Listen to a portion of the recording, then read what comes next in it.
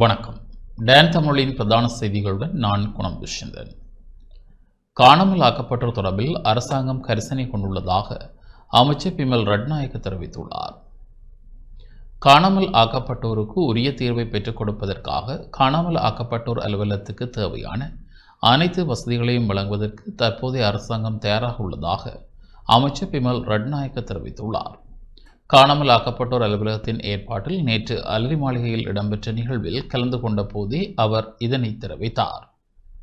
இதன்போது காணாமல் ஆக்கப்பட்ட உறவுகளை தேடித் தருமாறு பல்வேறு கோரிக்கைகளை தாம் முன்வைத்துள்ளதாக தென்னிலங்கையிலிருந்து வருகை தந்தவர்கள் தெரிவித்திருந்தனர். அத்துடன் பிரதமர் செயலகத்தில் கடிதம் ஒன்றையும் சமர்ப்பிக்க உள்ளதாக அவர்கள் தெரிவித்தனர். மாகாண தேர்தல் குறித்து அரசின் நிலைப்பாடு என்ன என கஃபே அமைப்பு கேள்வி எழுப்பியுள்ளது. மாகாண சபை தேர்தல் தொடர்பில் அரசாங்கம் உட்பட சகல அரசியல் கட்சிகளும் வெகு விரைவில் தத்தமது நிலைப்பாடுகளை அறிவிக்க வேண்டும் என சுதந்திரமானதும் நீதியானதுமான தேர்தல்களுக்கான மக்கள் இயக்கம் வலியுறுத்தியுள்ளது. மாகாண சபை தேர்தல் முறைமை தொடர்பில் நாடாளுமன்றத்திலேயே திருத்தங்கள் முன்வைக்கப்பட வேண்டும். எனவே ஜனாதிபதி அனுரகுமார் திசாநாயக்கவிடமும் பிரதமர் ஹரணி அமரசூரியவிடமும் குறிப்பாக விடயத்துக்கு பொறுப்பான அமைச்சரிடமும் மாகாண சபை தேர்தல் தொடர்பில் அறிவிக்குமாறு கேட்டுக்கொள்கின்றோம். அல்லது மாகாண சபை முறைமையை நீக்கும் நிலைப்பாட்டில் இருந்தால் அதனையாவது மக்களிடம் கூறுமாறு வலியுறுத்துகின்றோம். அரசியல் கட்சிகளுக்கு தாம் எதிர்க்கட்சியில் இருக்கும் போது மாத்திரமே மாகாண சபை தேர்தல் நினைவுக்கு வருகிறது. ஆனால் அவர்கள் ஆட்சியமைக்கும் போது அதனை மறந்து விடுகின்றனர் என கஃபே அமைப்பு தெரிவித்துள்ளது.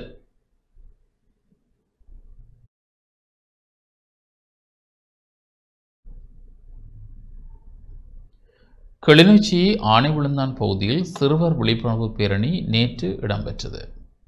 கிளிநொச்சி மாவட்டம் ஆனைவிழுந்தான் குளம் கல்வாரி தேவாலயத்தின் ஏற்பாட்டில் சிறுவர் விழிப்புணர்வு பேரணி நேற்று இடம்பெற்றது.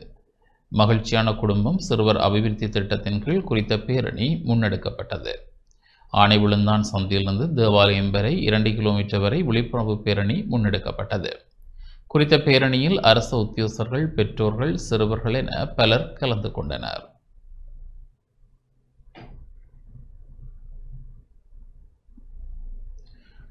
விவசாயம் மற்றும் உணவுத்துறையில் ஈடுபட்டுள்ள வர்த்தகர்களுடன் 2026 வரவு செலவு திட்ட பூர்வாங்க கலந்துரையாடல் நடாத்தப்பட்டுள்ளது. விவசாயம் மற்றும் உணவுத்துறையில் ஈடுபட்டுள்ள வர்த்தகர்களுடனான 2026 வரவு செலவு திட்ட பூர்வாங்க கலந்துரையாடல் ஜனாதிபதி அனுரகுமார திசாநாயக்க தலைமையில் நேற்று முன்தினம் ஜனாதிபதி அலுவலகத்தில் இடம்பெற்றது. ஏற்றுமதி, பல்வகைப்படுத்தல் மற்றும் பெறுமதி சேர் உற்பத்திகளுக்கு எதிர்காலத்தில் ஒத்துழைப்பு வழங்க எதிர்பார்ப்பதாக ஜனாதிபதி தெரிவித்தார்.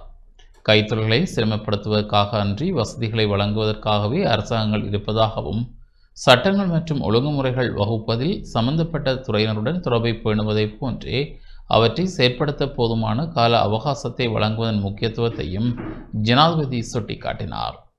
விவசாயிகளுக்கு தேவையான வசதிகளை வழங்குதல், ஏற்றுமதி, வரிச்சலுகைகள், மீள் சுழற்சி மற்றும் கைத்தொழில்களின் செயற்பாட்டை பாதிக்கும் சட்ட நிலைமைகள் குறித்து ஆராயப்பட்டது.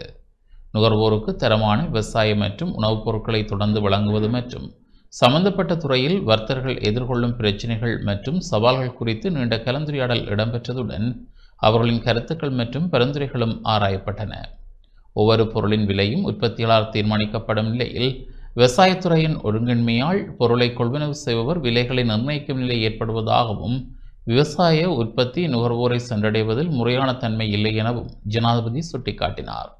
இந்த பிரச்சினைகளை தீர்க்க அரசாங்கமும் தனியார் துறையும் இணைந்து செயற்பட வேண்டியதன் அவசியத்தை ஜனாதிபதி வலியுறுத்தினார். விவசாய பயிர்கள், பால் மற்றும் விலங்கு பொருட்களுக்கான சந்தையை விரிவுபடுத்துவதற்கு தனியார் துறையிடமிருந்து முழு ஆதரவை பெறுவதில் அரசாங்கம் கவனம் செலுத்தியுள்ளதோடு உற்பத்திகளுக்கு பெறுமதி சேர்க்கும் பொறுப்பு தொழில் முனைவோருக்கு வழங்கப்பட்டுள்ளதாக ஜனாதிபதி அனுரகுமார திசாநாயக்க தெரிவித்தார்.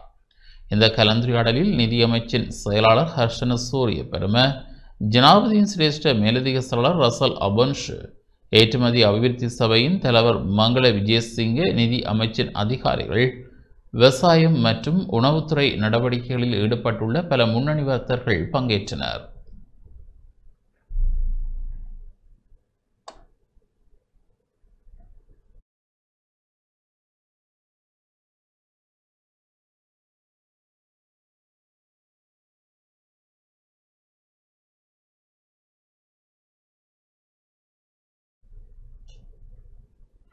கிளிநொச்சி நாச்சிக்குடா பகுதியில் சிறுவர் விழிப்புணர்வு நாடகம் இடம்பெற்றது.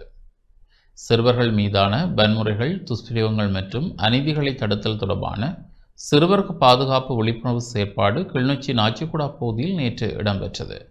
சிறுவர் நிகழ்ச்சி திட்டத்தின் மூலம் சிறுவர்கள் மீதான வன்முறைகள், துஷ்பிரயோகங்கள் மற்றும் அநீதிகளை தடுத்தல் தொடர்பில் சிறுவர் பாதுகாப்பு விழிப்புணர்வு நாடகம் நேற்று மாலை 4 மணிக்கு நாச்சிக்குடா பேருந்து திரைப்படத்துக்கு முன்பாக இடம்பெற்றது. உயர்த்தும் கரங்கள் திட்ட பணியாளர்களால் நாடகம் நடாத்தப்பட்டது.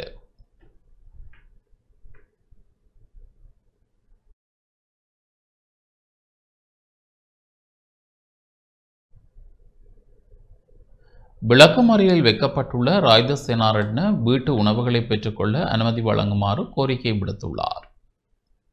கொழும்பு வெலிக்கடை சிறைச்சாலையில் விளக்கமறியலில் வைக்கப்பட்டுள்ள முன்னாள் அமைச்சர் ராய்த சேனாரட்ன வீட்டு உணவுகளை பெற்றுக்கொள்ள அனுமதி வழங்குமாறு கோரிக்கை விடுத்துள்ளதாக சிறைச்சாலை திணைக்களம் தெரிவித்துள்ளது. ராய்த சேனாரட்னவை பரிசோதித்த சிறைச்சாலை வைத்தியர்கள் அவரை வைத்தியசாலையில் அனுமதிக்கும் அளவுக்கு நோய் பாதிப்பு எதுவும் இல்லை என உறுதி செய்துள்ளனர்.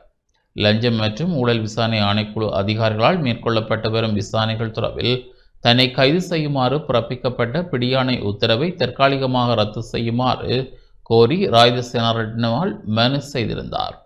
அந்த மனுவை நீதிமன்றம் நிராகரித்தது. அதன் பின்னர் கொழும்பு நீதவான் நீதிமன்றில் ஆயர்படுத்தப்பட்ட ராய்த சேனாரட்ன எதிர்வரும் 9ஆம் தேதி வரை விளக்கமறியலில் வைக்கப்பட்டுள்ளார்.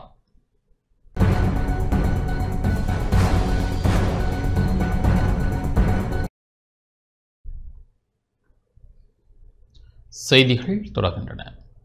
இந்தோனேசியாவில் கைது செய்யப்பட்ட பாதாள உலக குழுவினர் நாட்டுக்கு அழைத்து வரப்பட்டுள்ளனர். இந்தோனேசியாவில் கைது செய்யப்பட்ட பாதாள உலக குழுவைச் சேர்ந்த நபர்கள் நேற்று இரவு நாட்டுக்கு அழைத்து வரப்பட்டுள்ளனர். இவர்கள் கட்டுநாயக்க விமான நிலையத்தில் குற்றப்புலனாய்வு திணைக்களத்தின் பொறுப்பில் ஒப்படைக்கப்பட்டனர். இந்த குழுவை நாட்டுக்கு அழைத்து வருவதற்காக குற்றப்புலனாய்வு திணைக்களத்தின் குழு ஒன்று நேற்று முன்தினம் இந்தோனேசியாவை சென்றடைந்தது. அதற்கமைய கெகல் பத்திர பத்மே, கமாண்டோ ஷலிந்த, பானதுரை நிலங்க, பெக்கோ ஷமன் மற்றும் தெம்பிலி லஹிரு ஆகிய குற்றவாளிகள் அண்மையில் இந்தோனேசியாவின் ஜகார்த்தாவில் கைது செய்யப்பட்ட நிலையில் நாட்டுக்கு அழைத்து வரப்பட்டுள்ளனர்.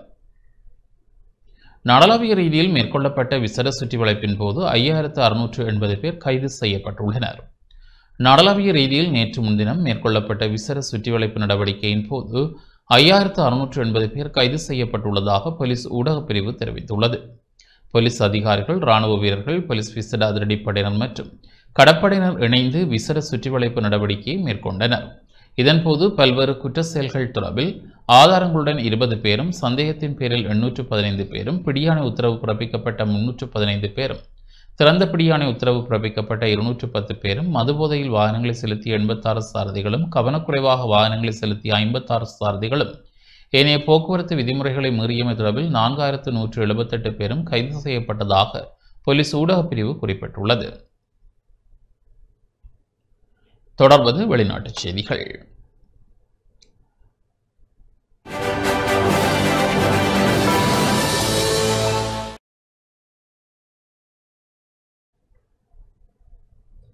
மொரடினியா நாட்டின் அருகே உள்ள கடல் பகுதியில் புகலிட கோரிக்கையாளர்களின் படகு விபத்துக்குள்ளானதில் 49 பேர் உயிரிழந்துள்ளனர்.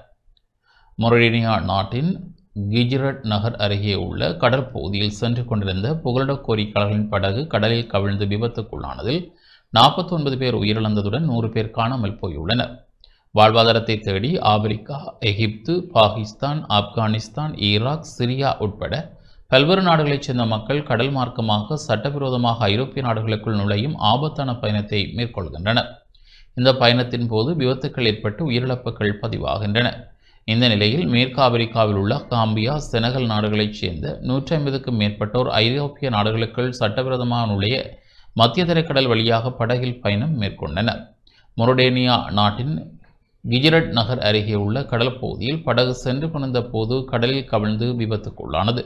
அதனையடுத்து விரைந்து சென்ற மொரடினியா கடற்படையினர் உயிருக்கு போராடிய 17 பேரை மீட்டனர்.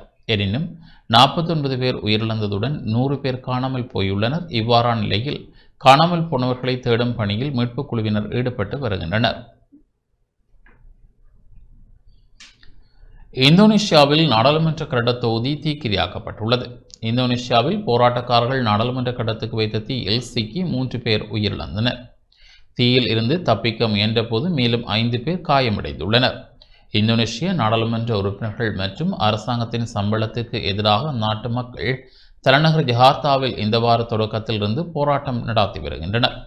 போராட்டத்தின் போது நாடாளுமன்றத்திலிருந்து அலுவலக உபகரணங்களையும் போராட்டக்காரர்கள் சூறையாடியுள்ளனர்.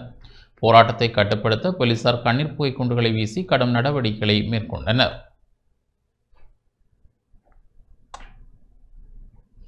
இத்துடன் இந்த செய்திகள் நிறைவு பெறுகின்றன. தொடர்ந்து நமது நிகழ்ச்சிகளுடன் இணைந்திருங்கள். வணக்கம்.